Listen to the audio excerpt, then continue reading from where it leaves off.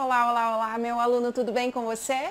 Nossa 10ª aula aqui de noções de arquivologia e hoje a gente vai continuar estudando os métodos de arquivamento.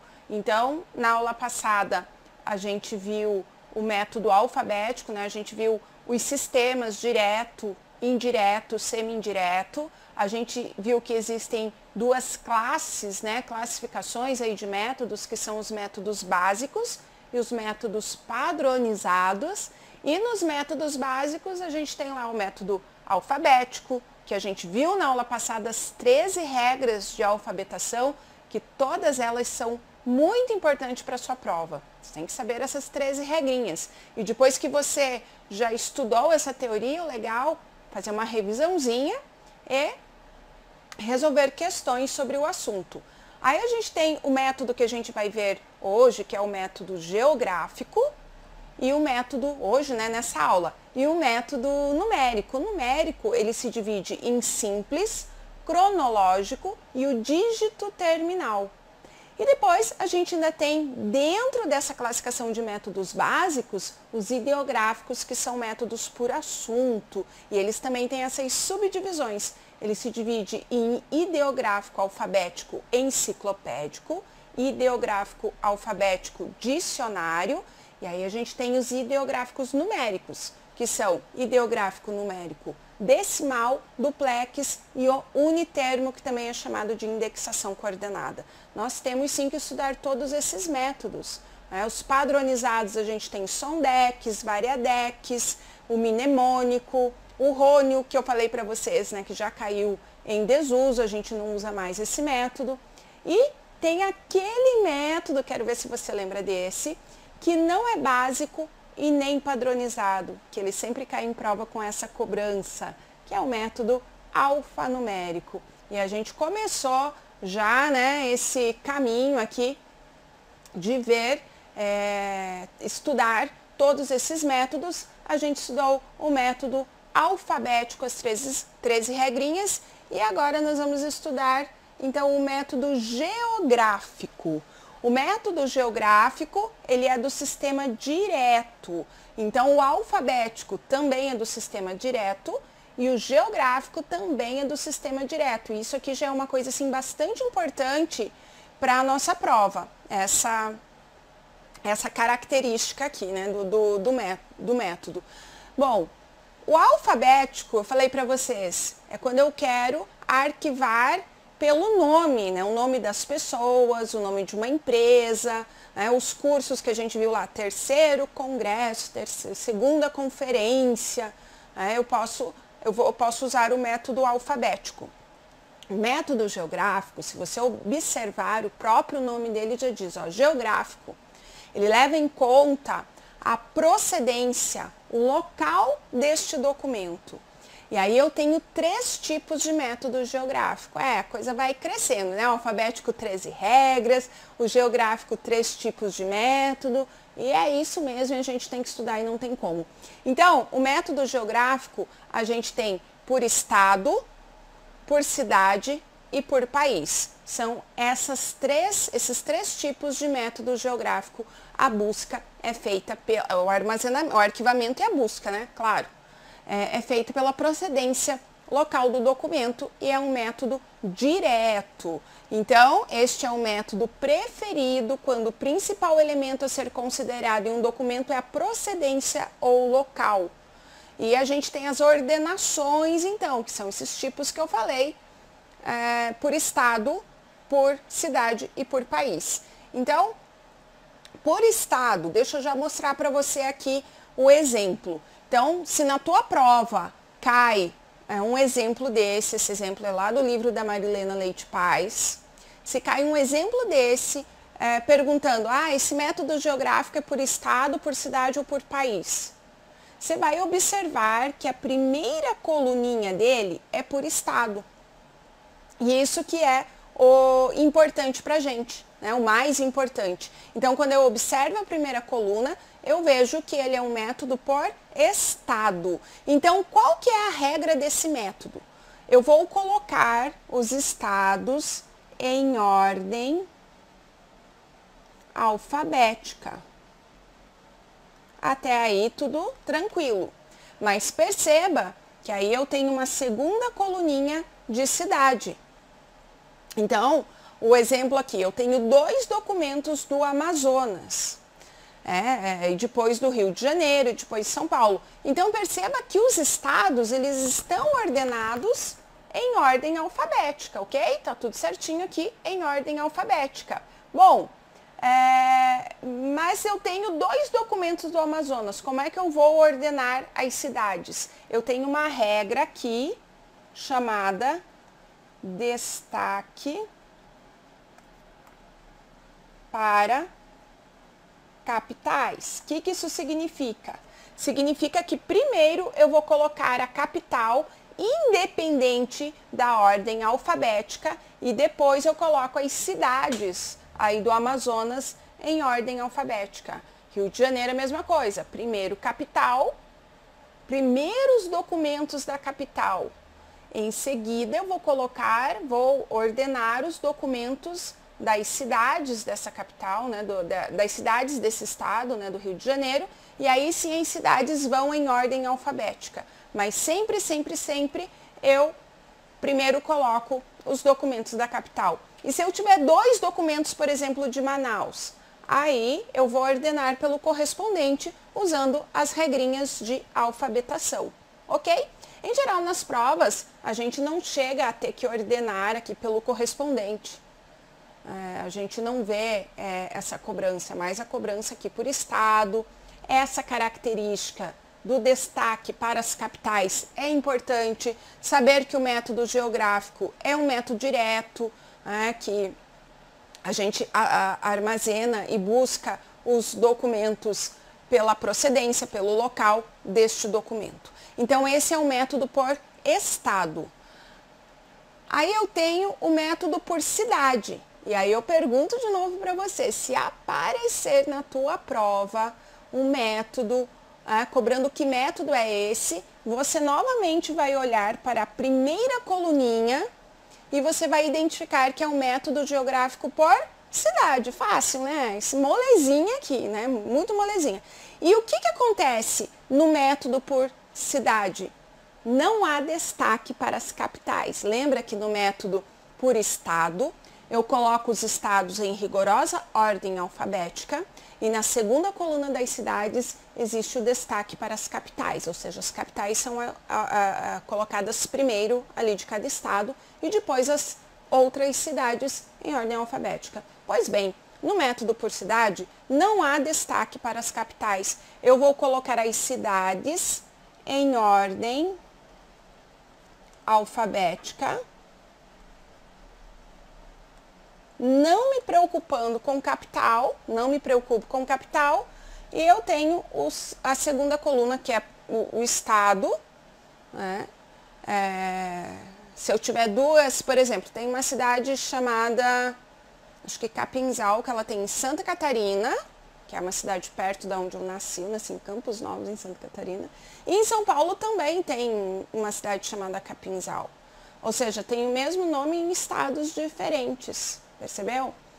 E aí pode acontecer. Aí se você tem 2 cidades com o mesmo nome de estado diferente, você vai fazer essa segunda ordenação, né, pelo estado e aí em ordem alfabética. Ok? Então bem tranquilo, né? Aqui essa ordenação do método geográfico por cidade e por último o correspondente. Então se eu tenho várias pessoas da mesma cidade, no mesmo estado, eu vou usar as regrinhas de alfabetação para fazer a ordenação desses documentos aqui pela terceira coluninha. E a terceira coluna sempre vai ser o correspondente aqui no método geográfico. Então, esse é o segundo tipo do método geográfico e aqui o terceiro, que a gente tem o método geográfico por, isso mesmo, país, né? A primeira coluna sempre diz para mim qual é este método. Então, aqui o método por país. Então, eu vou colocar os países em ordem, já sabe, né? Ordem alfabética. Ordem alfabética. E eu vou colocar as cidades, mas primeiro eu vou colocar as capitais. Logo, aqui neste método geográfico por país, eu também tenho destaque para capitais. Assim como no método por estado, tem que se preocupar com o destaque para as capitais. Ou seja, olha, eu tenho dois documentos aqui da França. Dois documentos da França. Qual documento que é ordenado primeiro? Primeiro de Paris, que é a capital, independente da ordem alfabética. Eu vou colocar sempre os documentos da capital primeiro. Aqui eu tenho 3 documentos de Portugal. Perceba que eu coloquei ele França, Portugal, em ordem alfabética. Primeiro França. Aqui eu tenho as cidades. Primeiro eu vou arquivar qual documento? Da capital de Portugal, Lisboa, e depois os outros documentos em ordem alfabética, que é as outras cidades. Ok? Bem fácil, bem tranquilo, né? Então a gente tem o método geográfico por estado, cidade e país, sendo que estado e país há destaque para as capitais. E o método geográfico por cidade não há destaque para capitais, é um método direto, não esquece disso. Tranquilo? Então vamos lá para o próximo método que a gente tem, que são os métodos numéricos. Então eu vou mostrar aqui para vocês, deixa eu colocar aqui uma telinha em branco. Quando a gente fala de método numérico, o que a gente tem?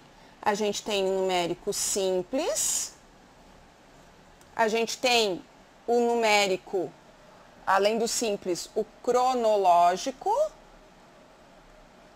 e a gente tem lembra do outro? Dígito terminal. Então, são esses métodos que a gente vai ver agora. Numérico simples, numérico cronológico, numérico dígito terminal. Todos os métodos numéricos são do sistema indireto. Eu preciso de um índice para localizar esse documento.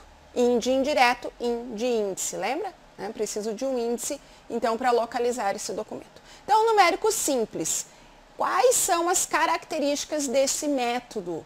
Vai se atribuir um número para cada correspondente, pessoa, para quem a gente envia ou recebe correspondências, os documentos oficiais. Seja essa pessoa, então, física ou jurídica. Vai se atribuir esse número, então, para as correspondências dessas pessoas. Como no momento da busca, a procura acontecerá a partir de um nome, a gente precisa de um índice alfabético, como eu já falei para vocês, também chamado de onosmático. O que é onosmático? Relativo aos nomes próprios. Então, esse índice alfabético ou índice onosmático, ou seja, um índice de nomes próprios. E esse índice que vai permitir identificar o número de cada documento e encontrar a localização, então, desse documento. Então, como, por exemplo, quando eu fui, já falei isso para você, né? Fui num cartório, que eu precisava da segunda via de certidão de nascimento, pedi o documento da Cátia Quadros, eles foram primeiro no índice, olharam lá o númerozinho, o nome, e assim encontraram a localização desse documento. Ele é um método, então, indireto, aqui o método numérico simples. Então, neste método, os documentos são, agora o cronológico, tá? Neste método cronológico, então, os documentos são numerados em ordem cronológica de emissão. Então, o cronológico é data, né? Lembra a data, não é difícil para você lembrar na tua prova. Então, eles são numerados em ordem cronológica de emissão, quando o documento foi emitido. Então, além da ordem numérica, observa-se também a data. Ele tem uma ordem numérica, mas vai se observar a data de emissão do documento. E é um método que é adotado em quase todas as repartições públicas. Então, não numera-se o documento e não a pasta, né? Tem a pasta que a gente viu ali no arquivamento, né? Para acondicionar os documentos. Então, o documento depois de autuado, o que é essa autuação? Gente, um documento ele é autuado lá no protocolo. Anota isso aí, eu não falei isso lá no protocolo, porque isso não cai tanto em prova, mas eu já vi questão. Então, anota uma coisinha aí. O documento, para se transformar em um processo, ele precisa ser autuado. Né? Então, o documento, para que ele seja um processo, o processo que é? Um conjunto de documentos que versam sobre o mesmo assunto. E esse assunto, o que ele é? O processo sempre ele é decorrente aí de um processo, os documentos são decorrentes de um processo administrativo, judicial, né? São documentos que são produzidos, recebidos durante um processo administrativo judicial. Mas para que esses documentos eles virem um processo, eles precisam ser autuados e a autuação acontece no protocolo, ok? Então, o documento, depois de autuado, ele é colocado numa capa de cartolina, onde além do número de protocolo são transcritas outras informações. Veja, ele é autuado e tem um número lá de protocolo, né? E, em geral, ele passa a ser denominado processo, como eu acabei de explicar para você. Então, além da ficha numérica, também chamada ficha de protocolo, que a gente estudou isso lá no registro do protocolo, né? São preparados índices auxiliares, alfabético onomástico, né? De precedência e de assunto para facilitar a recuperação da documentação. Mas, em geral, tanto o método numérico simples quanto o cronológico, eles caem pouquíssimo em prova. Em geral, cobra-se que esses dois métodos eles são indiretos e o cronológico ele fala sobre a data. Né? Então, aqui eu coloquei bastante detalhes, mas a gente não vê muito ser cobrado em prova dessa forma, ok? Mas acho interessante colocar que isso que está lá no livro, né, da Marilena Leite Paz, o examinador pode sim querer cobrar de você. Aí a gente tem um dos métodos que eu vou falar para você agora, que é o método dígito terminal. O método dígito terminal, ele é um dos métodos, vou dizer assim, mais excêntricos que a gente tem, porque é diferente mesmo. Né? A gente tem números para os documentos, veja, ele é um método numérico, a gente tem números, vai se numerar os documentos, só que esses números, gente, eles são lidos da direita para a esquerda. Já pensou uma coisa dessa? Então, deixa eu colocar aqui esse método para a gente, o dígito terminal. Então, uma característica importante é que esse método, ele surgiu em decorrência da necessidade de serem reduzidos erros no arquivamento de grande volume de documento. Então, ele é utilizado quando a instituição, ela recebe muitos documentos, um volume muito grande de documento, é utilizado esse método porque ele reduz a possibilidade de erros no arquivamento e como consequência na localização. Os documentos são numerados sequencialmente, mas sua leitura apresenta uma peculiaridade que eu falei para você, né? Os números, eles são lidos da direita para a esquerda. E, na verdade, eles são dispostos em 3 grupos de 2 dígitos cada um, formando pares. Então, olha o exemplo que eu tenho aqui para você. O número 831423, como é que ele vai ser lido? Ele vai ser lido, eu vou colocar ele em parezinhos, ó, parezinhos, mas ele vai ser lido 831423. 831423. Então, primeiro eu formo pares e depois eu coloco esses parezinhos ao contrário da direita para a esquerda. Tem gente que vai confundir e vai ler 324138. Não é isso. Não é isso. Eu vou formar pares e leio cada par da direita para a esquerda. Professora, por que que é assim? Aí eu já não sei te responder. Mas esse método é muito utilizado em bibliotecas, por exemplo, ou um método parecido com esse é bastante utilizado. Bom, o exemplo 2 que a gente tem, o documento referente a tal assunto foi gerado com certo número de registro, 190683, e esse documento foi arquivado em uma sala, em uma estante, em uma caixa. Então, a primeira coisa que você vai fazer para você arquivar esses documentos é você colocar em parezinhos. Como é que você vai ler isso aqui? Você vai ler 830619. 830619. Tá? Não vai ler 38, 60, 90, não vai fazer isso. Então, aqui, 830619, né? Vai ler de trás para frente, ou seja, da direita para a esquerda. E assim como o código de barras, cada parzinho de número, ele significa alguma coisa. Então, por exemplo, aqui a gente tem que o 83, ele é a sala que foi arquivado o documento, o 06 é o número da estante e o 19 é o número da caixa que está esse documento. Então, quando o arquivista, ele vê este número de documento, ele já sabe que esse documento está na sala 83, na estante 06 e na caixa 19. Você vê que facilita bastante? É igual o código de barra. Quando você vê código de barras que o código começa com 789, é porque ele é um produto do Brasil. 78, né? Cada númerozinho ali tem um porquê. Começa a entender agora o dígito terminal? Então, é sempre a sala, sempre a estante, sempre a caixa? Não, isso vai variar. Tá? Vai variar de arquivo para arquivo. Aqui é um exemplo que eu estou passando para você. Então, este método tem a vantagem de redução de erros de arquivamento com rápida localização dos arquivos. E se cai na tua prova assim, vamos lá. 25, 14, 12, 27, 14, 12, 23, 14, 07, 25, 01, 03. Aqui eu tenho um documento da Kátia Quadros. Aqui eu tenho da Gabriela. Aqui eu tenho da Natália. E aqui eu tenho da minha gatinha Dominique. Vamos lá.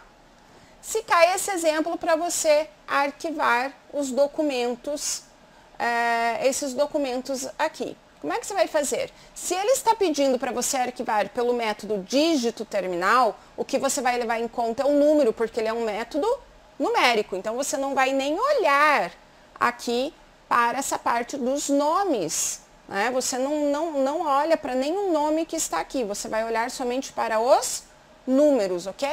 É isso que você tem que levar em consideração. Então vamos lá. Como é que você vai fazer aqui essa ordenação? Você vai primeiro circular em parzinho, e depois você vai começar a ler esse número pela terceira coluna. Qual que é o número menor aqui? 3, 7, 12 ou 12? É o 3. Então, quer dizer que o primeiro documento a ser arquivado é o da Dominique. Depois, é o 7.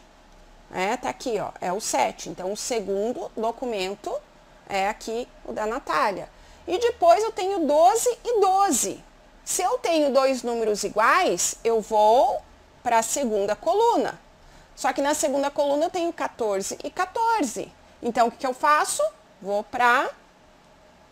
Não tem um número menor, né? Vou para a terceira coluna. Agora aqui eu tenho 25 e 27. Então, é primeiro o da Kátia e em quarto o da Gabriela. E vai ficar essa ordenação. Essa ordenação que vai ficar, então, destes documentos. É raro cair para você ordenar esse método, mas se cair, tá fácil, né? Muito fácil. Ok?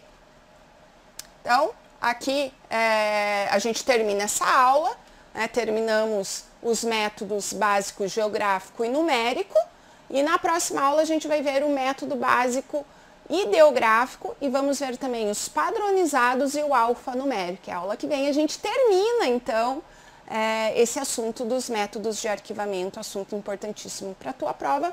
Grande beijo para você e até a próxima aula.